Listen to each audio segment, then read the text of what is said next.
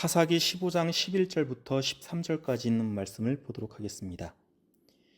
유다 사람 3,000명이 에단 바위 틈에 내려가서 삼손에게 이르되 너는 블레셋 사람이 우리를 다스리는 줄을 알지 못하느냐?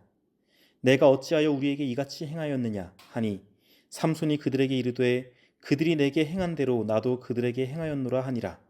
그들이 삼손에게 이르되 우리가 너를 결박하여 블레셋 사람의 손에 넘겨주려고 내려왔노라 하니 삼손이 그들에게 이르되 너희가 나를 치지 아니하겠다고 내게 맹세하라 하매 그들이 삼손에게 말하여 이르되 아니라 우리가 다만 너를 단단히 결박하여 그들의 손에 넘겨줄 뿐이요 우리가 결단코 너를 죽이지 아니하리라 하고 새 밧줄 둘로 결박하고 바위 틈에서 그를 끌어내니라. 14장에서 삼손은 그의 부인이 그를 배반하고 그가 알려준 수수께끼의 정답을 블레셋 사람들에게 알려준 사실에 분노해 집으로 돌아갔습니다. 그러자 삼손의 장인은 삼손이 자기 딸을 버린 줄로 생각하고 그녀를 다른 블레셋 사람과 결혼시켰습니다. 그런데 얼마 지나지 않아 삼손은 다시 돌아왔고 그때 그의 부인이 이미 다른 사람과 결혼했음을 알게 되었습니다. 그동안 기분을 많이 가라앉힌 삼손이 다시 화가 나는 순간입니다. 삼손은 이 일을 통해 복수를 실행에 옮기는데요. 여우 300마리를 붙들어서 2마리씩 꼬리에 횃불을 달아 블레셋 사람들의 농장들을 전부 망가뜨리고 맙니다. 정말 역사적인 방화를 저지른 것이죠. 이 불로 화가 머리끝까지 난 이곳 주민들은 누가 이런 큰 사건을 저질렀는지 찾아냅니다. 결국 삼손이 왜 이렇게 했는지 그 이유까지도 알아내게 되어 결국 딥나의 여인과 그 아버지를 불태워서 죽이게 됩니다. 이곳 블레셋 주민들은 화풀이를 했다고 생각했겠지만 오히려 그것은 삼손을 더 화나게 만들었습니다. 삼손은 그 일로 매우 분노해 본격적인 복수를 하기로 하였습니다. 내가 너희에게 원수를 갚고야 말리라. 이 말을 하고 블레셋 사람들에 대한 학살을 시작했습니다. 몇 명을 죽였는지 나오지는 않지만 크게 쳐서 죽이고라는 말로 인해 그 숫자가 매우 컸음을 알 수 있습니다. 블레셋은 삼손을 잡기 위해 가장 간단한 방식을 선택했습니다.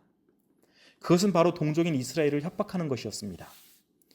그리고 여기서 이스라엘 사람들은 그들이 할 수 있는 여러 선택들 중 가장 한심하고 바보 같은 선택을 합니다. 유다 사람들은 삼손을 잡아서 넘기기 위해 갔습니다. 그것도 3,000명이 모여서 갔습니다. 굉장히 씁쓸한 장면입니다. 단순히 동족을 잡아다 넘기는 모습 때문만이 아닙니다. 진짜 안타까운 것은 그 일을 위해서 몰려간 사람들이 무려 3,000명이나 되었다는 사실입니다. 삼손 하나를 잡기 위해 3,000명이나 되는 사람이 몰려간 이유가 무엇입니까? 당연히 삼손이 겁이 나서입니다.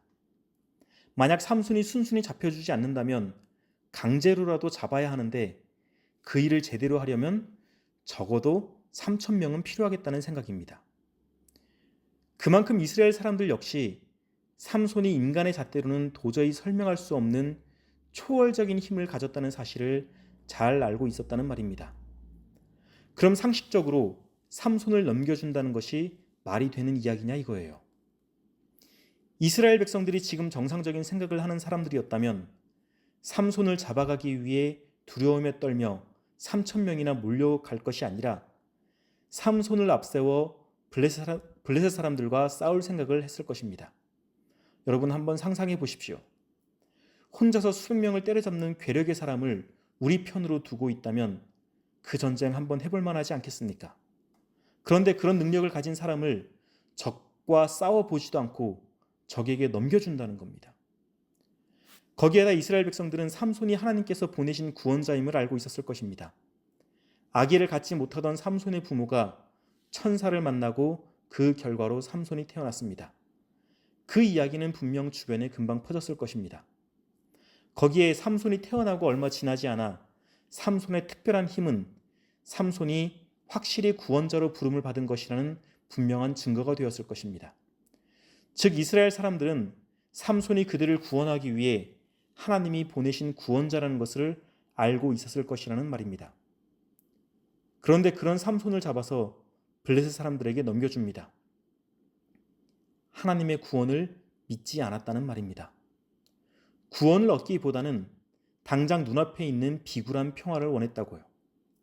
당시 그들이 가질 수 있는 가장 강한 무기를 가졌으면서 적과 한 번도 싸워볼 생각을 하지 않고 그 무기를 넘겨주겠다는 겁니다. 사람을 무기력하고 쓸모없게 만드는 가장 큰 원인은 바로 패배주의입니다. 안타깝게도 지금 이스라엘 백성들은 이 지독한 패배주의에 휩싸여 있습니다. 사사기를 자세히 살펴보면 삼손을 사사로 보내는 장면에서 한 가지 특이한 점을 발견하게 될 것입니다. 다른 사사를 보낼 때와는 다른 부분입니다. 물론 지난 시간에 말씀드렸듯이 태어나기 전에 부름을 받고 눈에 띄는 확실한 능력이 주어진 것도 있습니다.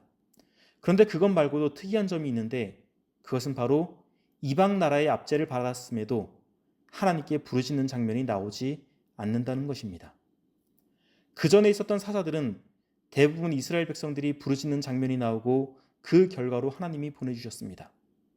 그런데 삼손의 때에는 무려 40년간 블레셋의 압제 아래 있었으면서도 하나님께 부르짖는 장면이 없습니다. 그들이 하나님께 부르짖었다는 말이 없는 이유가 무엇입니까? 블레셋의 압제를 당연하게 받아들였기 때문이 아니었을까요? 지렁이도 밟히면 꿈틀한다는데 이들은 꿈틀거리지도 않았습니다. 압제를 받으면 저항해야 함이 마땅합니다. 저항할 힘이 없다면 적어도 하나님께 부르짖기라도 해야 합니다. 그런데 이들은 그런 것이 전혀 없었습니다. 지금 이스라엘 백성들은 놀랍게도 이러한 압제에 어떻게 하면 순간의 편안함을 찾을지 그것만을 생각하고 있습니다. 10대 맞을 수도 있는 것, 5대만 맞는 것으로 하자며 그러한 협상을 다행이라고 생각한다는 것이죠. 이것은 정말 지독한 노예 근성입니다. 리로이 존스라는 사람은 이런 말을 했습니다. 노예가 노예로 사는 삶에 익숙해지면 놀랍게도 자신의 다리를 묶고 있는 쇠사슬을 서로 자랑하기 시작한다. 어느 쪽에 쇠사슬이 빛나는지, 어느 것이 더 무거운지. 이것이 압제에 익숙해질 때 발생되는 무서운 점입니다. 어쩔 수 없으니 이렇게 압제받는 것이 당연하다고 생각합니다. 그래서 구원자가 옆에 있어도 손을 내밀지 않습니다. 무기가 있어도 사용하지 않습니다. 삼손의 시대에 이스라엘 백성들이 그러했고 훗날 예수님이 구원자로 왔을 때도 이스라엘 백성들은 여전히 죄의 압제에 익숙해서 구원자를 십자가에 못 박았습니다. 지금 우리는 어떻습니까? 죄에 대하여, 세상에 대하여 충분히 저항하고 있습니까? 끊임없이 구원을 부르짖고 있습니까? 혹시 죄를 짓는 것은 어쩔 수 없다고, 세상을 상대로 이길 수는 없다고 순응하며 살고 있지는 않습니까?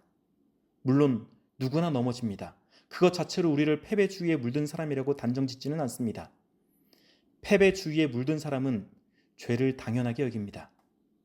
넘어졌음에도 일어나기 위해 노력하지 않고 그냥 넘어진 김에 편안히 누워 있습니다. 많은 사람들이 어째서 하나님이 우리를 버려두셨냐고, 어째서 구원하지 않으시는지 묻습니다. 구원을 온전히 베풀지 않는 하나님을 많이 원망합니다. 하지만 오늘의 본문은 우리들에게 되묻습니다. 구원을 위해 몸부림치지 않는데 어떻게 구원을 하냐고요. 싸울 생각을 하지 않는데 어떻게 승리를 주냐고 묻습니다. 구원자가 없는 것도 아니고 구원의 길이 없는 것도 아닙니다. 변화를 위한 투쟁이 없이는 결코 구원이 없습니다. 이미 세상을 이기시고 그 승리를 우리의 것으로 해주시겠다는 하나님을 신뢰하면서 계속하여 싸워주시기를 바라며 말씀 마치겠습니다.